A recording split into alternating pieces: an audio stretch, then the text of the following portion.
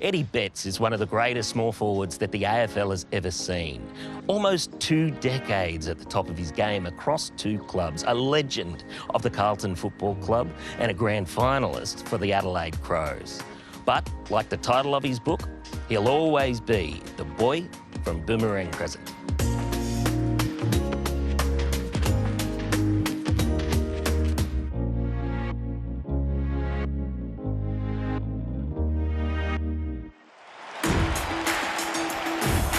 Just kick one from here. No, you can't do that. Oh, what a grab. Oh, look at Eddie Betts. Absolute superstar. Goal number 5, career high in a finals game for Eddie. Eddie, gangster. Oh, one more time, Eddie. Don't you love it? Eddie Betts, welcome to 1+1. Thank you. Thanks for having me, Pat. 350 AFL games, 640 goals. Not bad. Yeah, it is, nice to kick some goals and play a lot of games. But to be honest, I'm happy that I'm retired now, just to relax with the family and do other stuff that I was really passionate about. You've had 6 months since you did retire from the AFL. Sometimes you need a little bit of distance before you're able to reflect on, what was an incredible career. I know I needed a couple of years to get out of it before I could see the whole thing. Are you seeing that incredible journey now? I haven't really quite reflected on the career that I had just yet because, once I finished, I was kind of got straight into things. It was a lot busier. And, I've started working with Fox Footy, which is keeping me busy, which is kind of in the footy sense. You're back still working within the footy industry. And then, down at Geelong, now coaching at a part-time role. And I was gonna step away from footy and footy clubs in general, but then I really enjoyed that coaching aspect of, watching the young kids develop and implementing that on game day. And so I still haven't, to answer the question, I still haven't reflected on the journey, or the career that I've had. But, sitting at home, my kids still watch my highlights and I still sit back and I'm like, geez, that was a good goal. I can't believe I kicked that goal. So I still get a bit freaked out of watching my own highlights. And, there'll be a time where I do sit back and just take it all in and, reflect on the career that I've had. But I just haven't had that just as yet. When you're watching those highlights, is there one actually that stands out? One moment, one goal, something that you've seen while you've been able to watch, which is awesome. Is there one moment that you go, that was perfect, that was awesome? Yeah, there's a lot where I'm like, how did I do that? That was unbelievable. There was one particular moment where it was Surdo Nichols round, Indigenous round within the AFL, and my dad's sister, Annie Susie Betts, designed the Indigenous jersey that we got to wear at Adelaide Oval. And I ended up kicking a goal from the pocket and ended up winning Goal of the Year. And it was just one of those proud moments to kick that goal to represent my family, because the design of the jersey is where I'm from, is the far west coast of South Australia, Port Lincoln and Ceduna. And my auntie designed that, and the football club, got them to the game in the president's function to have lunch and sit and watch the game with my grandmother, my auntie and my father there, being present in that moment, wearing our design on that jumper to kick that goal and win Goal of the Year with that goal in Surdo Nichols round. It was, unbelievable. I still pinch myself now. One of the things that I missed when I left my sport, I hated during the sport, were the nerves. Those real intense moments when you're about to enter into the field of play. What do you miss? I do really miss the crowd. I like to entertain. And if you watch me play footy, I've always got a smile on my face, and everything I do, I'm always smiling, entertaining, kicking goals and getting the crowd involved. And, the last 2 years being at Carlton Football Club, the COVID have hit, and there was the COVID period where there was no crowds at the game and you're playing in an empty stadium. And my last game, it was my 350th game. Normally it's packed, my family's there. You get chaired off, your kids are on the ground with you, and it's just a really emotional day for you, but there was no one there, no crowd. It was just our team and GWS. It was kind of sad. There's actually one thing that I do miss a bit, might sound a bit silly, but it's massage. I love getting massages.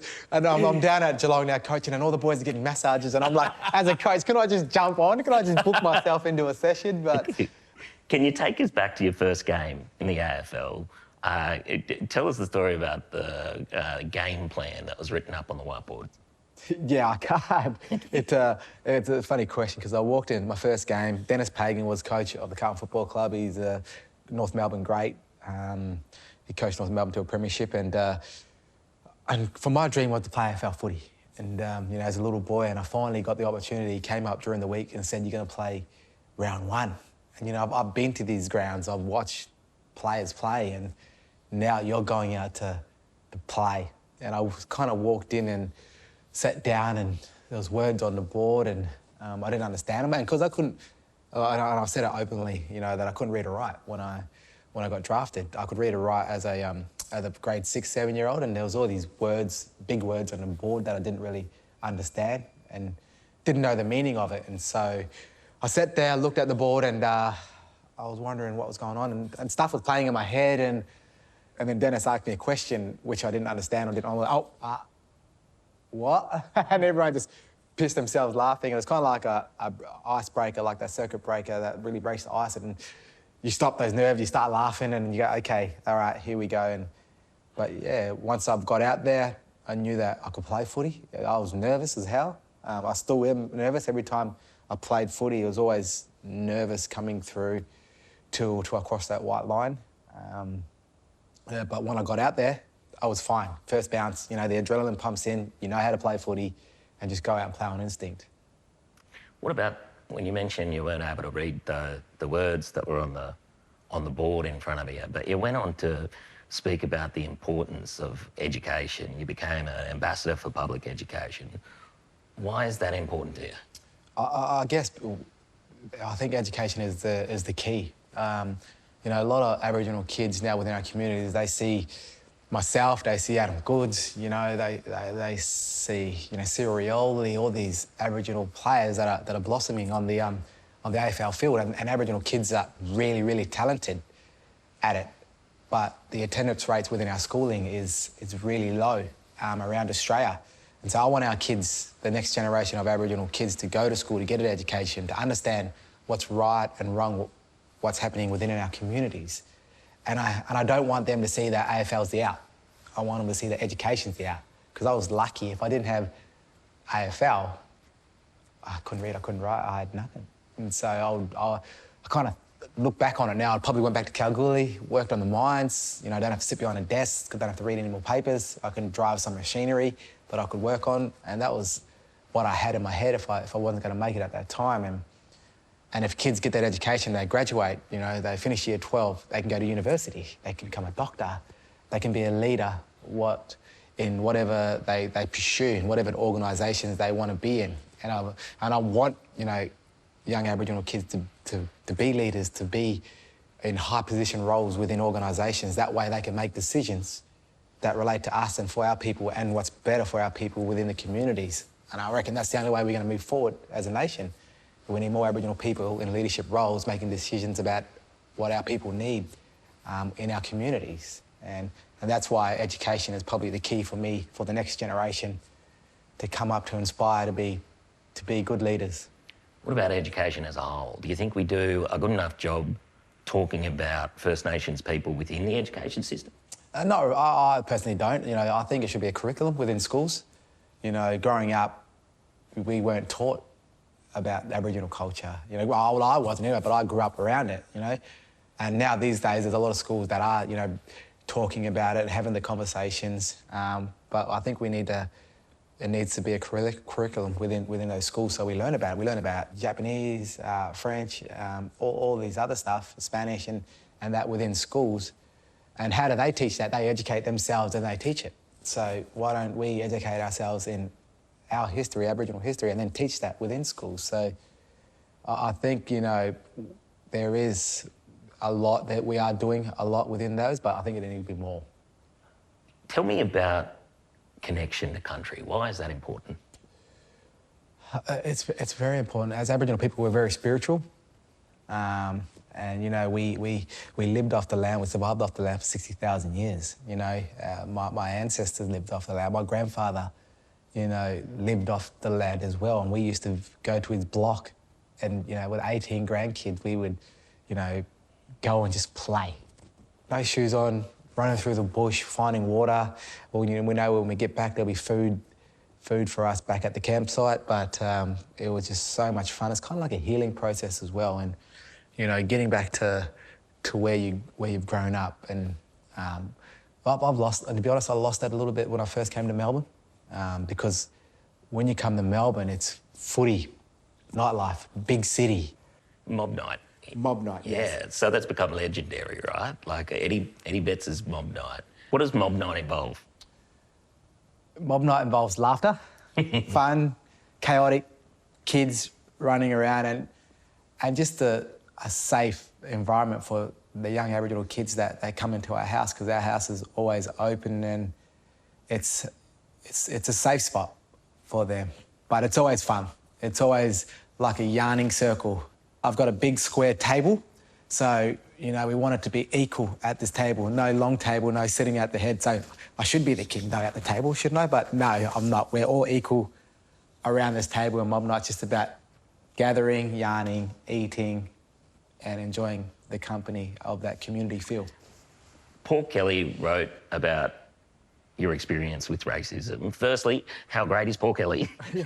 And second, how do you deal with racism in front of hundreds of thousands of people?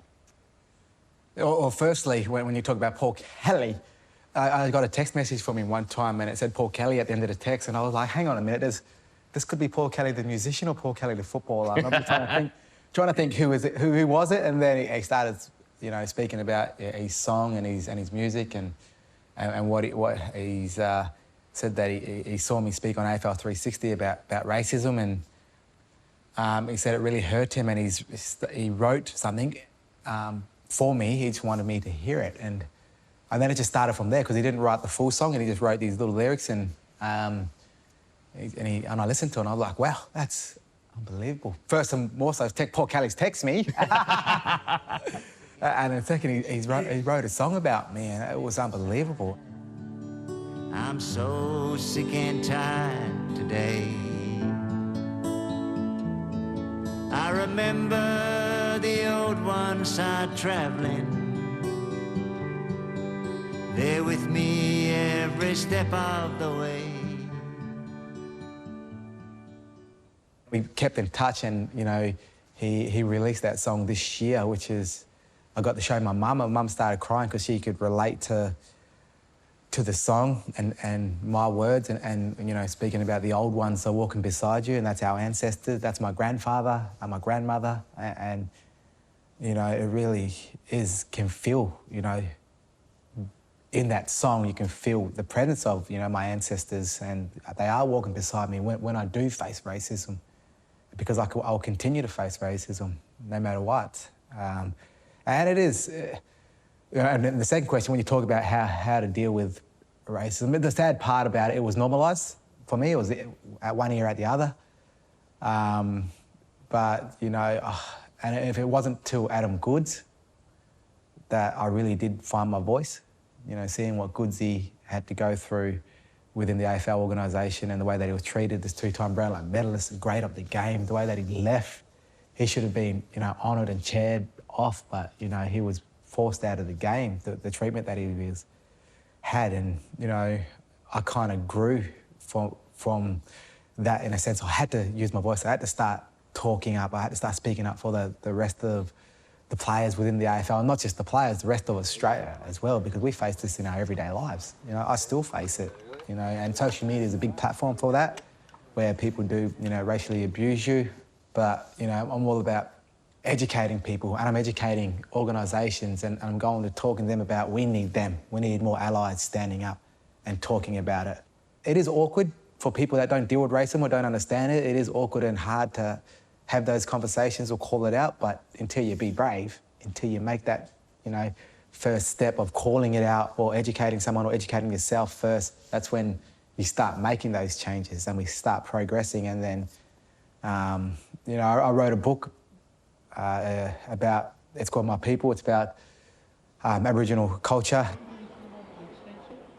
It's about, you know, what the flag represents to us and what, how we survived here for 60,000 years and survived and thrived off the land, what the music, dance and art means. And it's really, it's a kid's book, so it's really about starting those conversations within household, the younger generation. Because I said if I can't change the older generation, if I can't educate the older generation, let's start with the new generation coming through and educate them.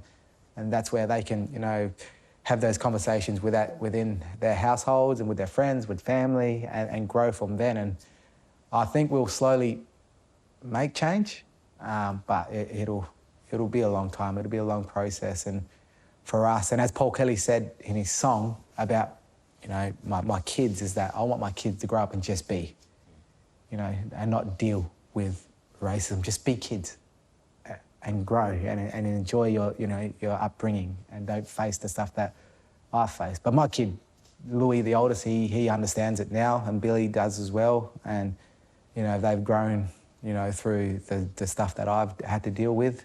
And he's a big advocate within school grounds as well, Louis. You know, he loves to speak up about it, he loves to call it out, he loves to talk about it, and, you know, which I'm really proud of that he's doing. And I'll continue to educate and I'll continue to grow. But like I said before, we need the rest of Australia. The more allies we have having conversations about it, I think the better we're going to be.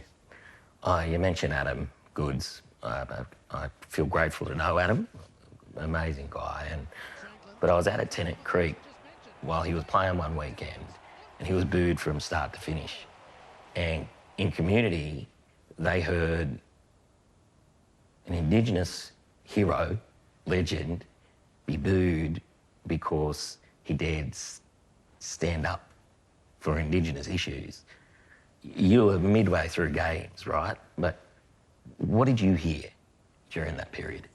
Yeah, and it was sad to see. And for me, that they don't want us standing up for what we believe in. They want to keep us in our box. They want to keep us down here. And, you know, we have to, as Aboriginal people, stand up for what we believe in. And, you know, people don't like it. You know, Australia doesn't like it. And it was sad, really sad. And we had an Indigenous camp in Adelaide and we watched Adam's documentary because we see the boos and it was hard because we want to stand up and we didn't do enough for Adam. And I didn't watch anything of the Sydney media because obviously we were in Melbourne and we didn't see anything that was happening there with all the media and the treatment that Adam was getting. But they showed this on the documentary and we sat back, we're like, this is crazy.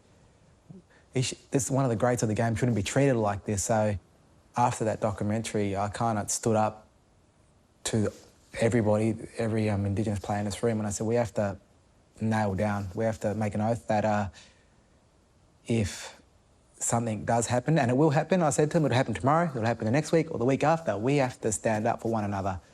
You know, we have to believe in our voices, we have to start using our voices, we have to call it out, we have to stand up and call this out and stick together and stay strong.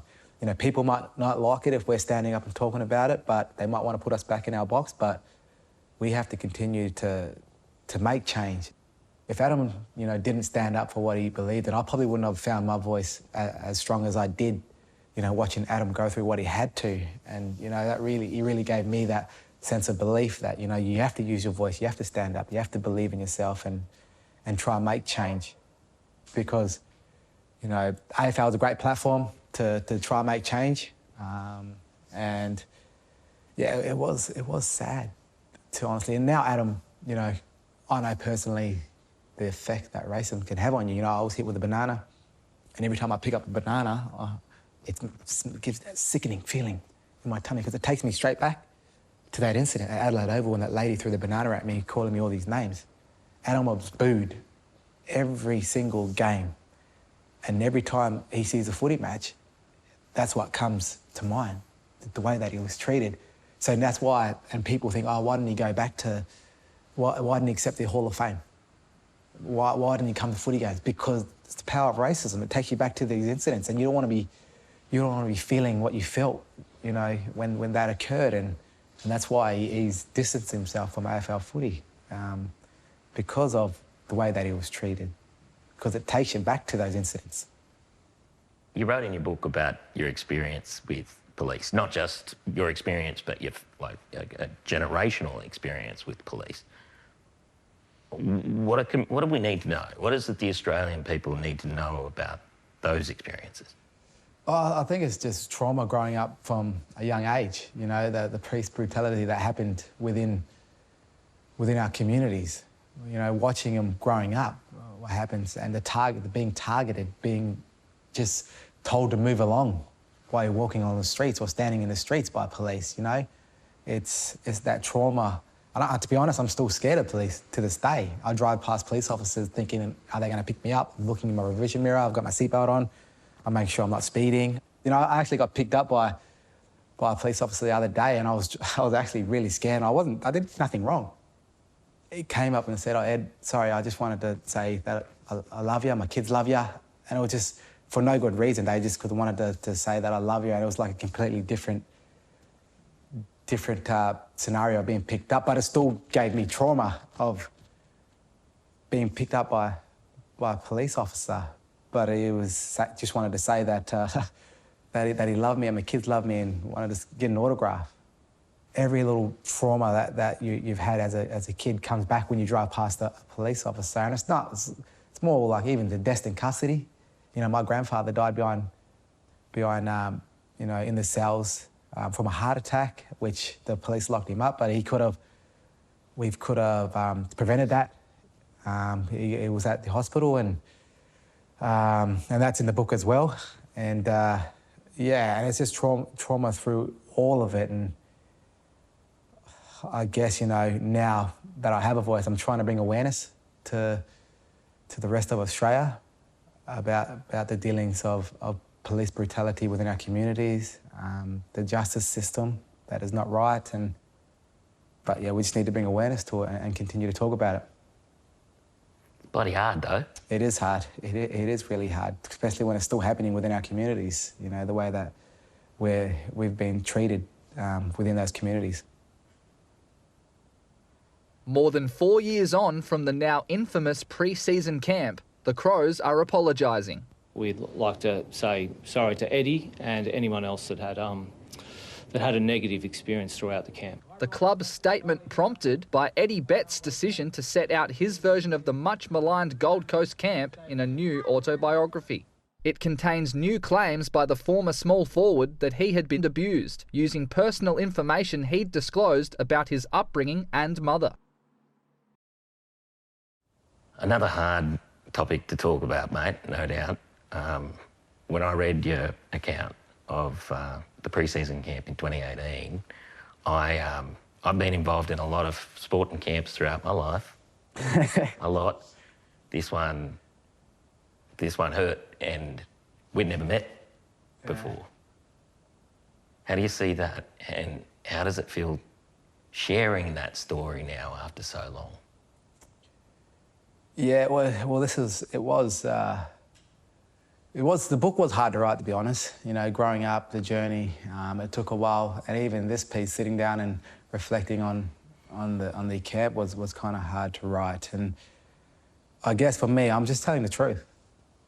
I'm just telling my experience of what happened throughout, you know, those years of playing AFL footy, and it was hard to write. And you know, there is a lot of things that happened within that camp, and that my teammates still don't know.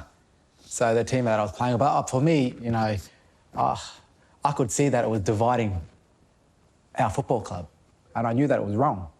And so I was very vocal about within the four walls of the football club, and I spoke up, and I wanted to change. And you know, a few other players spoke up with me, and we kind of got ostracised, I think, if you want to say that about it, and kind of kept put in our box. And I didn't want the other young Aboriginal players to go through what I did, and you know, I wanted to stop what was happening, and because, like I said, I could see that it was dividing the group and our team. And yeah, it was tough to write, but like I said, my teammates still haven't, or they don't know what I've done, what Group 1 has done through that period. And so they're going to find out and they're going to read about it and they're going to understand why we were divided and why the club was divided. And yeah, it's funny when you think about it because I still get those thoughts in my head, like what happened, and it really makes you kind of feel a little bit sickening.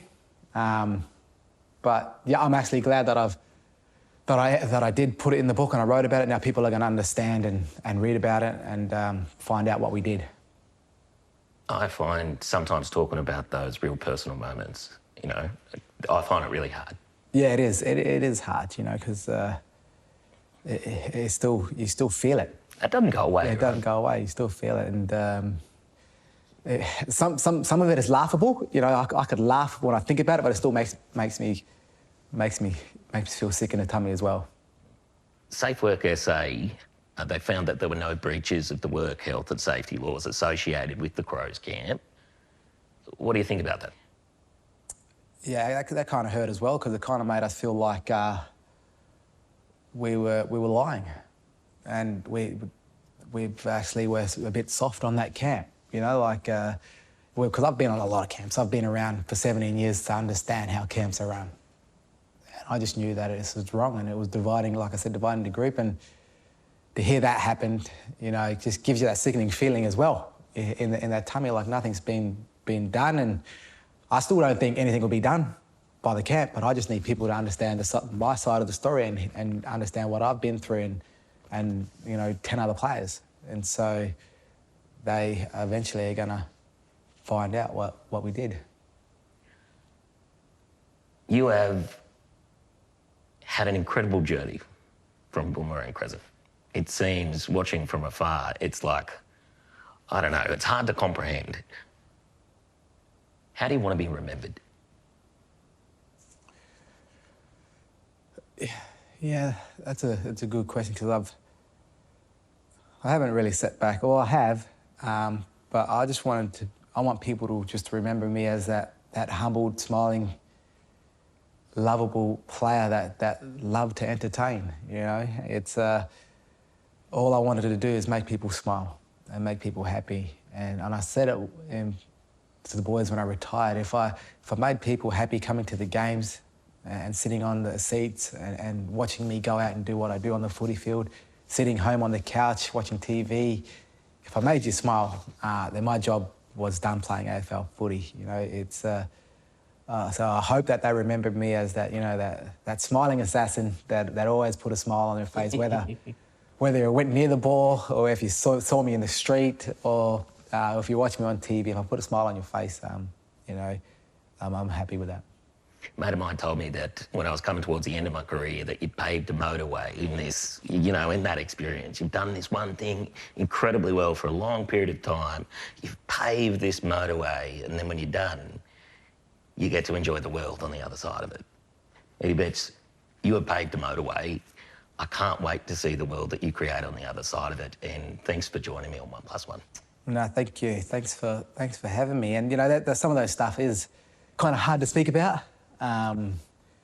But like I said, it'll be in the book, and once you read the book, you'll understand why it's kind of hard and difficult to speak about today. But no, thanks for having me. No worries, buddy.